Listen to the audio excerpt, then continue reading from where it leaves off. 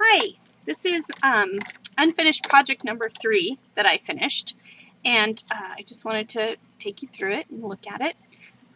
The paper is largely die cuts with a view. It was their pack from I think 2 years ago, and then I used cutouts from a K & Company pack, and those were from last year. They coordinated with one of last year's papers, and I just thought that they matched the whimsical nature of this book, and so I picked it up specifically for this book. And one of the things I really like about this book is, look at that, it's flat. I like that. I know, that's just one of my things. I'm trying to be good, especially with this gatefold. It had to be flat so that the house worked. I've got a little charm here that I made. Let me see if I can bring it closer. It's this. I found this bead at Walmart. This beautiful red bead, orange bead, and then the black bead was also from Walmart, and then this little bat charm I got from a local bead shop. So there's a little charm. This is just some tulle with glitter in it that I got last year at Halloween, and it was nearly done. I just needed to go in and finish this out. This haunted house was part of the pattern paper, and I cut it out and I mounted it on something that's called Carolina Cover. And Carolina Cover is a product that I get here locally. It's about the same weight as the back of one of those 6x6 pads, or one of those.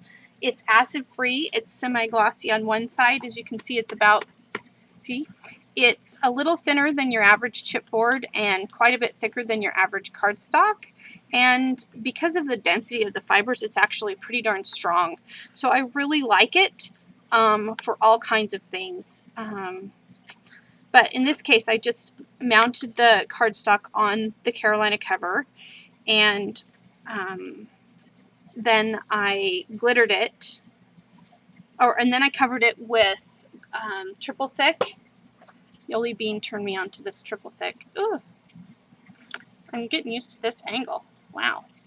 The triple thick, it's like Glossy Accents, only you put it on with a brush, and you can really control more the thickness of it. And then I put glitter. And then these are just from the cutouts. This is a little button that I took the back off of. And then these came in a pack with some bling last year.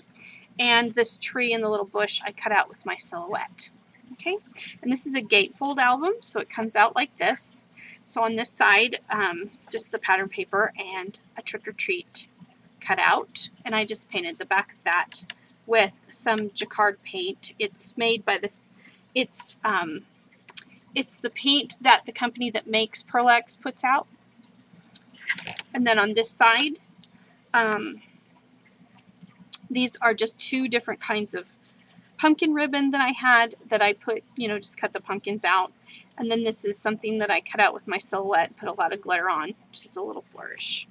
And then in the center, I just have I have some Martha Stewart tape from last year. She's got a new set this year I'm going to need to go buy. And then a photo mat, and then just a little cutout, and I made it loose so that you could fit the picture under it. And then it folds open to here. And the pattern paper had this corner with this, I just cut out along the frame and then put it on the corner. And this is some of the Martha Stewart tape and the bling from the bling set, and some more of the cutouts and a little bit of Recollections bling. And this is this word creepy that came from the cutouts. And then it just has this little, you can fit under there and do journaling or whatever.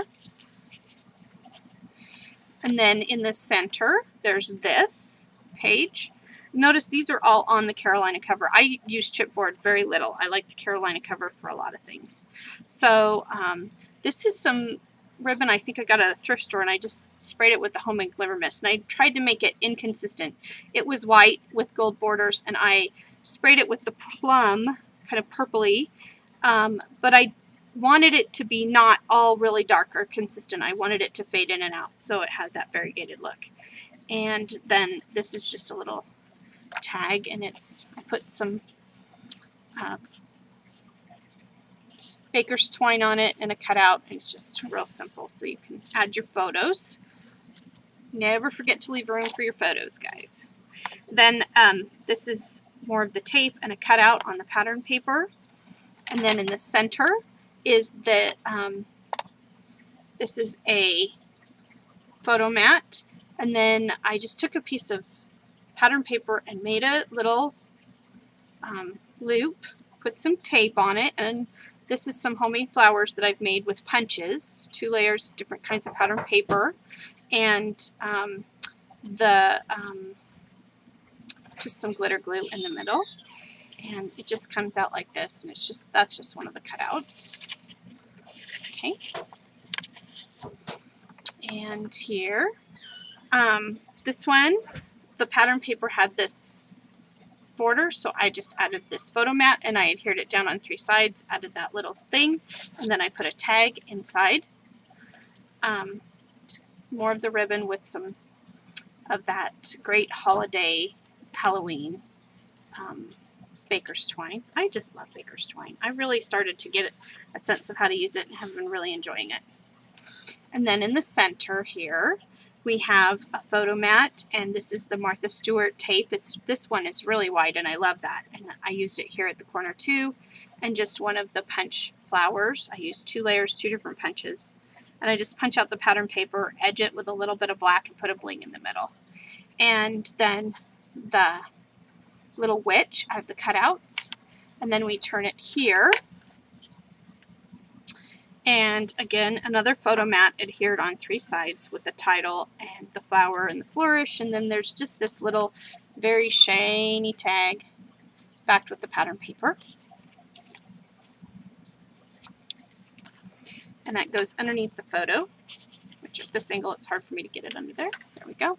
And then in the center, a photo mat with a little bit of ribbon that I got from thrift store, just in a, you know, I think this is some that seam binding ribbon, but it just worked really good here. And then a title, and then over here, this just added an extra pattern paper pocket, flower. This brad here says Hocus Pocus. I got it at Walmart last year. I don't know whether they'll still have those this year, but it was in their like dollar bin. And then there's, I think it's a Studio G or whatever, that's that really inexpensive line. And then I made this circle tag, pattern paper and the ribbon and the Martha Stewart tape and the little circle, little punch flower.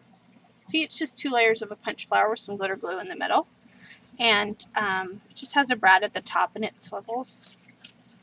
Keep things simple so you can add photos.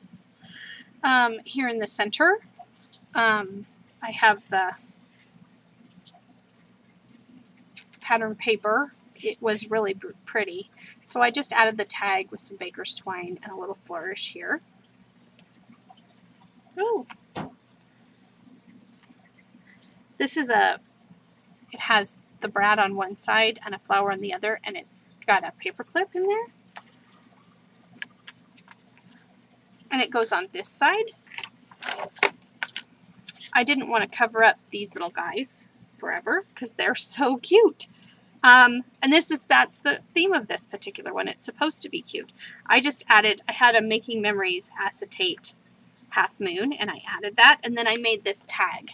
And it's just a pattern paper and the Martha Stewart tape, and then 3 of the cutouts layered. I put the eyes on the little well, I think I got this little bottle I cut out of my silhouette. And then this is open, obviously. And then on the back, this is the way the pattern paper comes with the Happy Haunting. So this just attaches right here, and you just take the little paper clip and just do this. And then it paper clips on so that you can take it off to reveal those little guys. And then in the very last pages, in the very base of the book in the center, I